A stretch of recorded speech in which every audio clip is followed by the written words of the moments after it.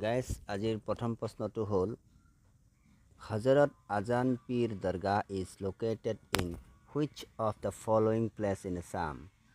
অসমৰ তলৰ কোনটো স্থানত হজৰত আজান পীৰ দৰগাহ অৱস্থিত? ইয়াৰ উত্তৰটো হ'ল সৰাগুৰি চাপৰি শিৱসাগৰ। নেক্সট প্ৰশ্নটো হ'ল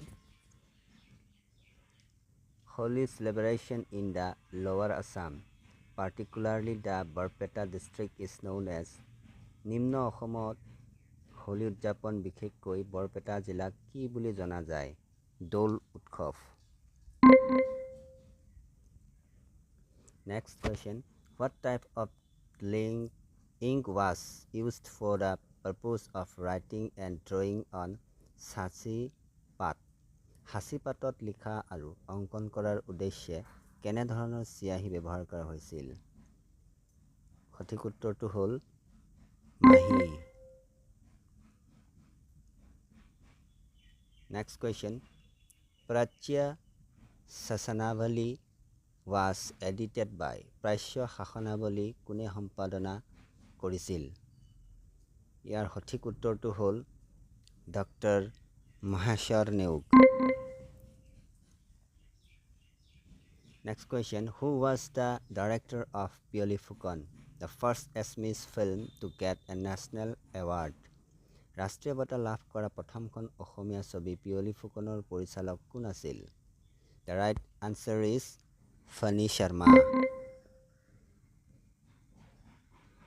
Next question, which schools of painting influenced the Assamese style of painting? কোনবোৰ চিত্ৰকলাৰ বিদ্যালয়ে অসমীয়া চিত্ৰকলা শৈলীক প্ৰভাৱিত কৰিছিল? Option Rajput school of painting, 2 Mughal School of Painting, 3 both A and B, 4 neither A and nor B. The right answer is both A and B. Next question, during which Bihu festival the Akash Banti earthened lamp is lit? কোনটো বিহু উৎসৱৰ সময়ত আকাশবন্তি মাটিৰ চাকি জ্বলোৱা হয়? Rongali Bihu, Kati Bihu, Magh Bihu, all of the above. The right answer is Kati Bihu. The next question, who was the first editor of জোনাকী? জোনাকীৰ প্ৰথম সম্পাদক কোন আছিল? Lakshminath Bezbaroa, Chandra Kumar Agarwala, Hemchandra Goswami, Ratneswar Mahanta. The right answer is Chandrakumar Agarwala. Which traditional festival is also known as Narasingha Bihu? কোনটো পৰম্পৰাগত উৎসৱক নৰসিংহ বিহু বুলি জনা যায়? Number 1 Ali I Ligang, Number 2 Parag, Number 3 Bagurumba, Number 4 Baishagu. The right answer is Parag. Whom did Shankardeva present a painting of elephant drawn using Hengul হাইতাল?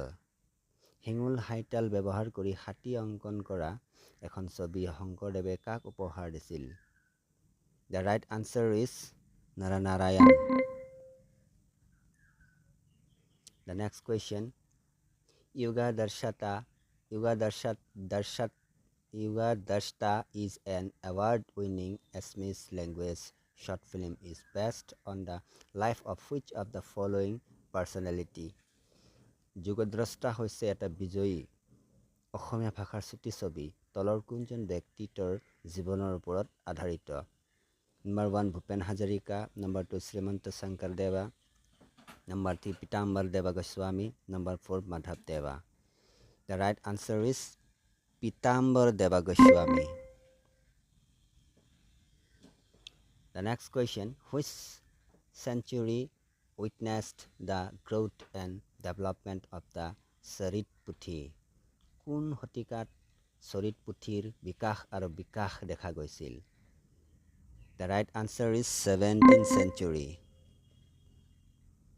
The next question, The Tale of Nomadic Soul is the English translation of a famous novel by Syed Abdul Malik. Which is that novel among the following?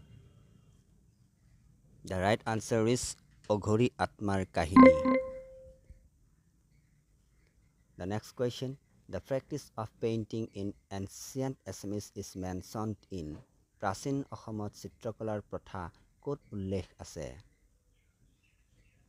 Harsacharita of Banabhatta, accounts of Hivensang, both A and B, and neither A nor B. The right answer is both A and B. The next question. Farkanthi is celebrated by which tribe? Farkanthi কোন জনগোষ্ঠীয়ে পালন কৰে? The right answer is Rabha. The next question. Pravina Saikia Award of Assam is given to which category? অসমৰ প্ৰবীণা শইকীয়া বঁটা কোন শ্ৰেণীক দিয়া হয়? Number 1, creative writing. Number 2, Borgeet singer. Number 3, Satriya dancer. Number 4, best composer. The right answer is Satriya dancer. The right answer is creative writing. The next question. The golden era of painting in Assam was initiated by অসমৰ চিত্ৰকলাৰ সোণালী যুগটো কোনে আৰম্ভ কৰিছিল? The right answer is Srimanta Shankardev. The next question. The night of the 14th lunar day of the month of Phagun, when Shiva is worshipped in Assam as ফাগুন মাহৰ চতুৰ্দশ চন্দ্ৰ দিনৰ নিশা যেতিয়া অসমত শিৱ পূজা কৰা হয় তাক কি বুলি জনা যায়? The right answer is